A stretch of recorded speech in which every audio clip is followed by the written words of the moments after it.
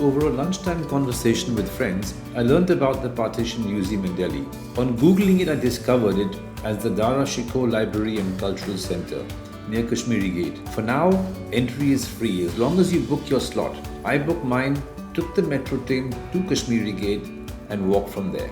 Burger King has an outlet at Kashmere Gate metro station. I disliked burgers, but I needed to eat. Burgers are the kind of meal that provide calories, no nutrition and almost no taste. Before I continue, let me talk about my gear.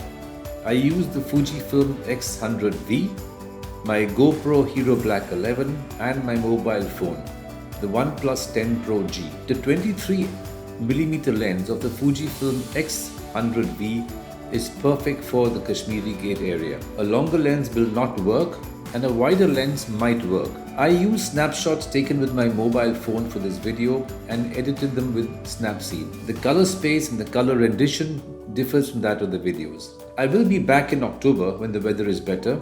I intend to research the monuments till then and photograph them between October 2024 and March 2025. I am of course referring to the monuments of Mughal Delhi or Timurid Delhi. Choose whichever phrase you prefer. My first stop was at Kashmere Gate itself. When I visited Red Fort almost a month back, one of the participants told me that Kashmere Gate is unique because there's two gates. All the other gates had only one.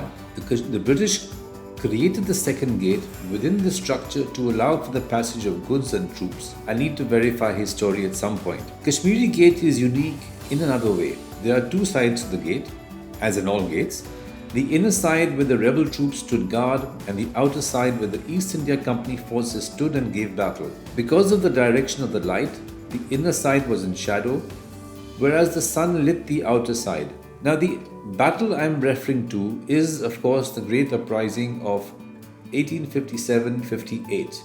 The event started as a Sepoy mutiny but became an uprising against British rule. It was not a mutiny, as Western authors like to call it, nor was it the first war of independence, as Indian authors like to call it. The Brits, however, used the events to sow discord between Hindus and Muslims, and we're paying the price today. That's unfortunate. You will hear me rant in my videos, and I hope I managed to clean the audio. Let's see. The sight of the rubbish bags on the premises made me furious. They really made me absolutely furious. I was pissed off to see them. Well, if we don't care about our history, someone else will write it for us. And that seems to be happening all the time. The few people I met there didn't know about the history and two didn't care. One only wished to escape from India and seek a better life elsewhere. He won't succeed. The man was drunk in the middle of the day. If he can't manage his drinking, how in the hell is he going to go out and find a good life elsewhere? He needs to find some discipline here before he does. Hi, I'm Rajiv here again, and I'm at Kashmere Gate. And once again, I'm going to get into a bit of a rant. So Kashmere Gate is one of the, the board here says 14 gates of Shah Jahanabad. And this is named Kashmere Gate because the direction points towards Kashmir.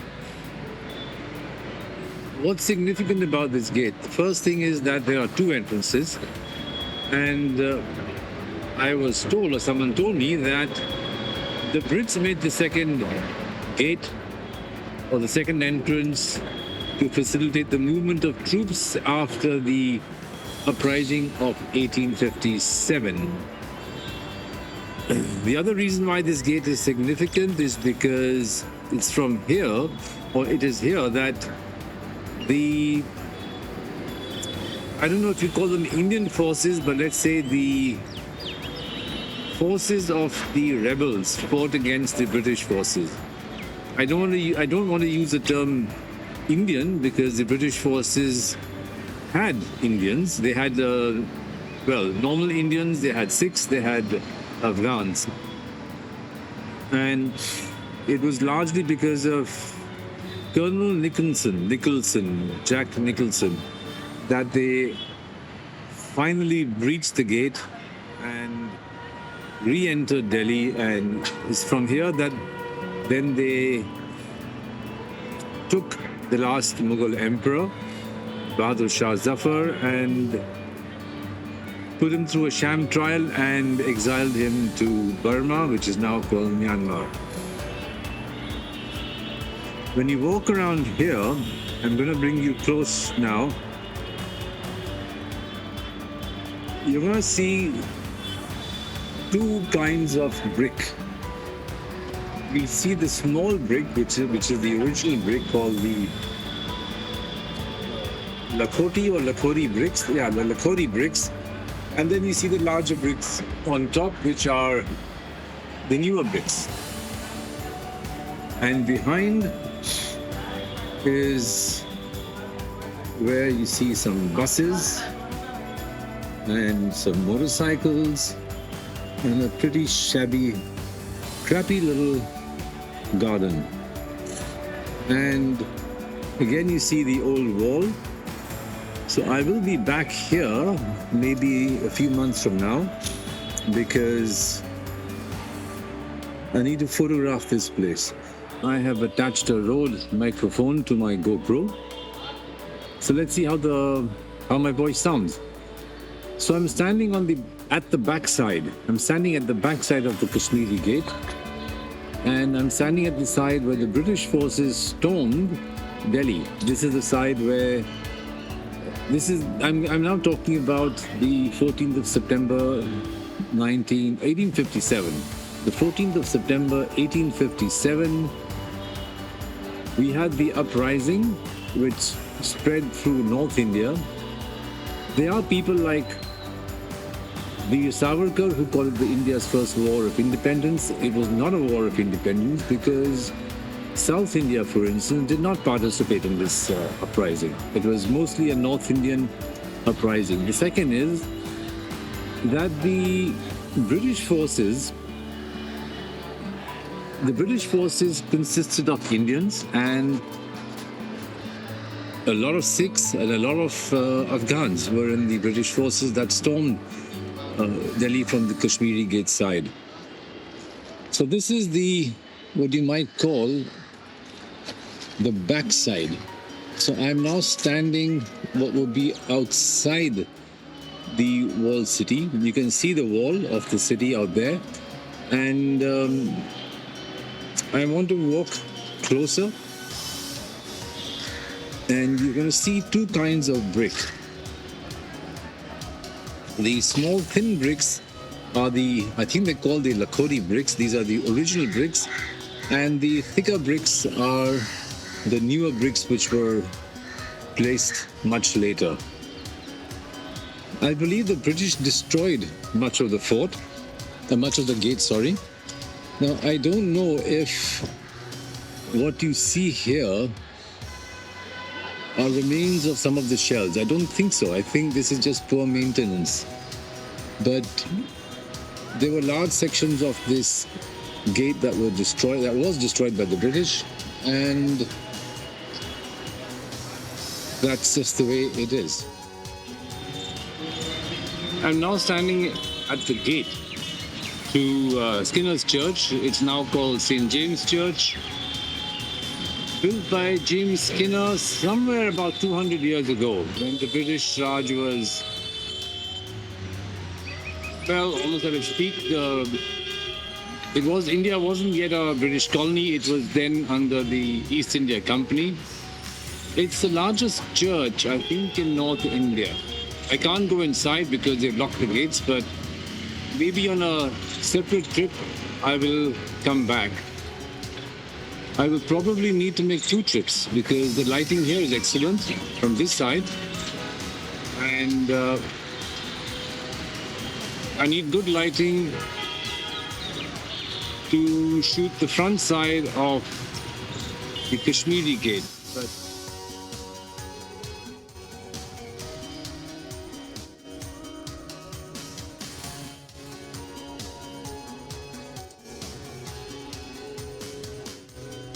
passed by Skinner's Church or St. James Church en route to the Partition Museum. James Skinner built the church in 1836 CE, arguably the largest in North India. Dara Shikoh was the Emperor Shah Jahan's favorite son. He had a vast personal library. He was a poet and was curious about all religions. And this This behavior made all the conservative mullahs, if I want to use that horrible expression, but the conservative priests angry, and they transferred their loyalty to Aurangzeb. Dara may have been intellectual, poetic, and curious, but completely unsuited for kingship and military campaigns. His younger brother Aurangzeb defeated him in the leadership struggle, and then he imprisoned him and executed him. That was the end of Dara Shikoh. When I visited the library 5 years back, it was just an empty hall on Dr Ambedkar University premises, the kind of place perfect for ghost stories. While I often criticize our government, I'm glad they set up the Partition Museum at the site. For one,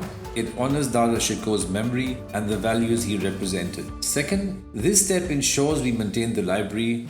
And third, we are in danger of forgetting the partition. I am a child of the partition, but my children are not. And I think that this, and I've linked it, I wrote a blog post about this, and you will find the link to the blog post. Authorities forbade photography inside the museum, but I sneakily shot 2 images with my mobile phone. These were 2 photographs showing people traveling by train across the border. When I saw the photographs, my thoughts went to my late father-in-law. He migrated from his ancestral home to his new home in Delhi, and that's how he probably traveled. Today, I don't think any of us can imagine the conditions in which our forefathers traveled across the border, whether from Pakistan to India or the other way around. My parents left everything behind in Sargodha and Lahore and arrived in Delhi to create new lives for themselves. That was a whole generation of people who left everything behind. They came to their new homes, whether in India or in Pakistan, and rebuilt their lives from the, how do I say it, from the disaster of the partition. The museum, with voices, photographs, and the voices of those who crossed the new borders, tents shared by 2 or 3 families, and recreations of rail compartments will move you, especially if you are a child of the partition. Once I had gone through the Partition Museum, I decided to walk to Chandni Chowk. I was not in the mood for serious photography after that. My mind was full of scenes of those who suffered the brutality of the partition. Independence was a bitter pill.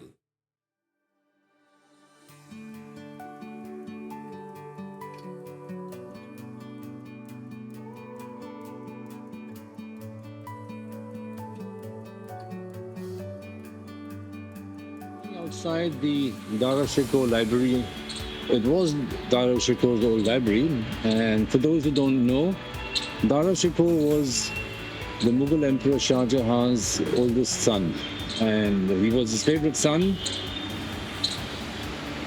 Dara Shikoh is an interesting character, and well, Dara Shikoh was an interesting character.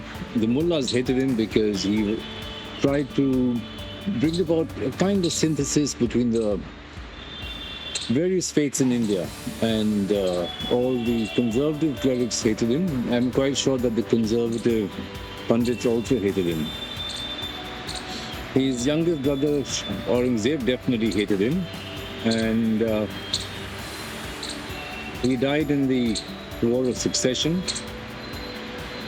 Aurangzeb killed him, but I believe that his younger sister Roshanara was part of the design to kill him as well. I came here about 5 to 6 years ago, and at that time it was just an empty hall. And they have now converted this into the Partition Museum and Cultural Hub, which is fantastic. And I'm a child of the partition. So for me, the visit was emotional. It was very, very emotional, I can say that. And it reminded me of 2 things. Number one, when people like to believe that nothing happened in India between independence and 2014, they clearly have no bloody clue about what the partition was about and what India was in 1947. It's a bloody shame. So we need to appreciate what India went through to understand what India became. And when we do that, then and only then will we understand the dangers that will face India if we fall into the trap of either divide along religion or divide along caste, whichever way. We have to be a strong and united country. What else? The library would have probably collapsed if the government or the municipal, I don't know who, did something around this to build this Partition Museum. So it serves two purposes or three. One is it reminds us of the past. It maintains Dara Shikoh's old library, and this was his personal library, so it should give you an idea of his erudition. And third, it honors Dara Shikoh's memory.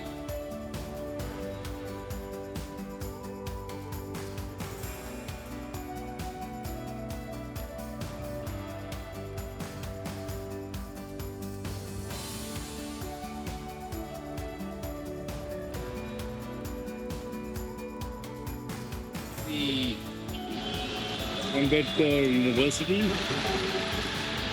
and I'm standing in front of the road. This is an old British battery, commemorated on the 11th of May 1857. Lieutenant CEO Bengal Artillery.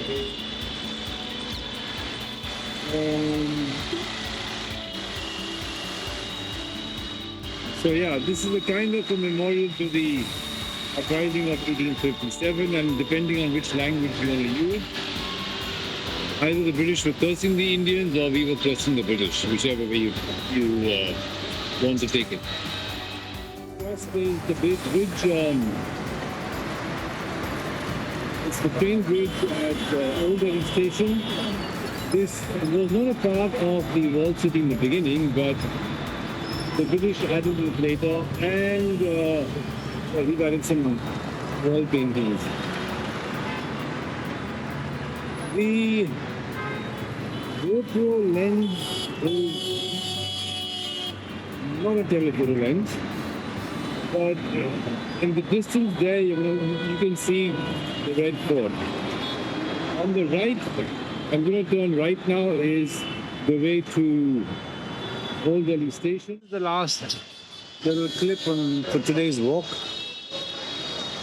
It's insane anyway, but they have this huge mall, the Omax Mall at Chandni Chowk. It's, I don't know.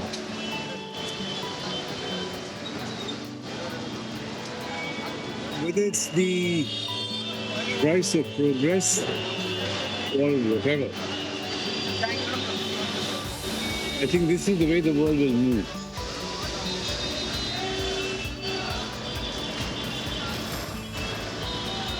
All these old buildings which are behind the police barriers now, in their prime they would have been stunning. But now you have this eyesore, Jubilee Bazaar which has come up there. I would have much preferred that they renovate the old structures, because whoever built them, whichever architect, designer built them, put a lot of their soul into the design and the design. What you have here now is industrial design. It's like, I read recently, the concept of industrial schooling.